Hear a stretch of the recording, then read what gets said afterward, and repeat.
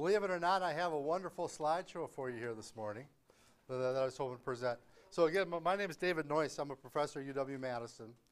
And what I hope to be able to present to you here today is some of my experiences in the pedestrian and bicycle related area. So what I was asked to talk about was bicycle and pedestrian safety and how some of the infrastructure that goes along with things like safe routes to school can come into play, and how we can use those ideas and concepts to improve bicycle and pedestrian safety, and really safety of the whole infrastructure that goes along with it.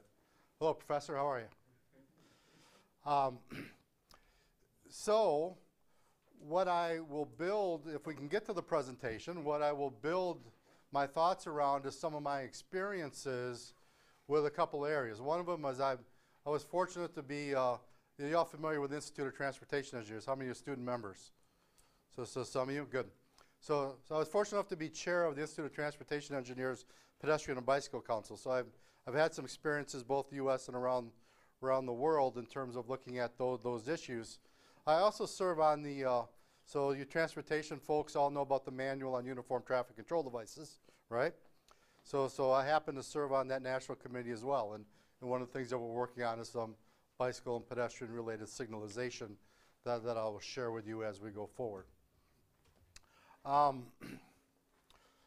So that's all I have. Any questions? I will try not to go too fast, but there's a number of things I'd like to be able to present to you here this morning. And again, I talk about some safe routes to school design and bicycle pedestrian safety related issues. So let's go ahead and jump into it. So what I'm going to try and do here today is give you a bit of a, what I call a shotgun approach, meaning I'm going to throw a whole bunch of ideas out at you, and hopefully you can see the connection between a lot of these ideas and things that we can do even at a local level, like in Platteville, to accommodate bicycle and pedestrian safety related issues. I'm also going to mention a little bit about some signalization. That happens to be one of my primary research areas, so I'm a bit biased, but I think you'll see some of the connections to the bike and pedal world there. And by all means, if you have questions as I'm going along, just jump out, yell out, or raise your hand, whatever you're comfortable with, and I'll be happy to address those as we go along, okay? So we all know that bicycle and pedestrian related activities are something that now gets a lot of attention. So we have some changing ideology in the importance of how we accommodate all modes of transportation into our system. Everybody agree with that? And there's a number of arguments that are made in terms of, well, why should we do that? Well, improve congestion perhaps if we change modes of travel. There's the environmental and health benefits that go along with it. And you know, one of the key things now, they're financially supporting it in a lot of our transportation legislation, both federally and locally, right? So we have some finances to help with that. So the combination of those things have moved this non-motorized transportation, if you will, to the forefront. Now, we always have to take a quick step back and remember what we're talking about. And we're talking about transportation engineering. And I know we can all define that now as the safe, efficient, economic, convenient, throw whatever other word you'd like to into that definition of movement of people and goods. And what I'm going to argue today, that the bottom line on top of all that is this thing that we're calling safety. Okay? What we have, especially when we start talking about safe routes to school, is many, or a lot of, I should say, of our infrastructure was not originally designed to accommodate these other modes of travel. And that's the constraint that we're often faced with. The world built, or the transportation system was built around vehicles. And now as we begin to introduce new modes, and we'll talk about that as we go along here, that creates a number of challenges that we need to address. Everybody, I hope, is familiar with these numbers. So we need to talk about some of the national statistics. When we talk about safety, we need to be familiar with the fact that we have this 41 to 42,000 fatalities. But in terms of our conversation today, we see that there's extremely large numbers. This is 2007 data. Still extremely large numbers in the pedestrian and bicycle area, and that often trickles down to the local level, and I'll show you some of those statistics here in a second. Obviously, an important issue to address. Now, so let's think briefly about these pedestrian-related crashes and who they are. And if you notice by what I put up here, the highest crash rate for pedestrians is in this very young age group, and hence some of the importance of the safe walk to school combinations, right? And two-thirds of the pedestrian fatalities are male.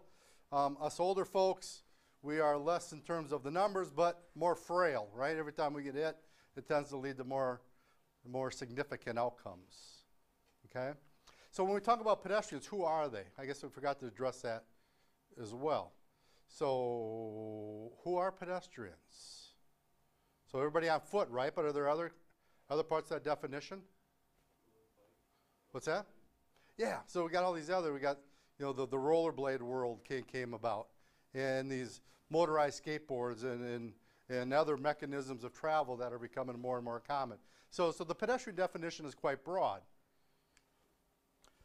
When you look at children, again in the safe route to school frame, we see leading cause of child fatalities, vehicle crashes, and pedestrians are two of the top three. So us folks in transportation aren't doing a very good job, are we, in terms of addressing these types of issues. And where do they happen? Intersections. So we need to think about that and how we address the safe route to school elements. Now, switching the topic over to bicycling, bicycling definition has also changed, or a bicycle definition has also changed in recent years, where, you know, we talk about the human-powered nature of this whatever it is that you're riding. And AASHTO, you all familiar with that acronym? So the American Association of State Highway and Transportation officials have recently refined the definition to say, well, we have these 3- and 4-wheel type bicycle, not necessarily scooters, but bicycle-related facilities that are also now included in this definition of a bike. So we have to address those. Same statistics as the pedestrians with bikes. It tends to be younger kids that are involved in the majority of the incidents. 66% of the injuries, 30% of the fatalities are children younger than 15 years of age. Okay? Males tend to be overrepresented in the statistics, even though only about half of the bike riders are those. So those are all things that, as you can imagine, and what I'm hopefully painting a frame for you here is, even though we're talking about national statistics, it really does relate down to the local level, and that's the importance of the Safe Route program and other similar programs of improving safety at the local level that frames off the things that I'm showing you here. Bicycle crash data, there's also some other issues that we could mention, and I'll go through this relatively quick just in terms of time, but where do they happen? Intersections, again, is a big issue, but wrong way riding and riding on sidewalks that exist in locations tends to be another significant problem that we need to address at the local level as well.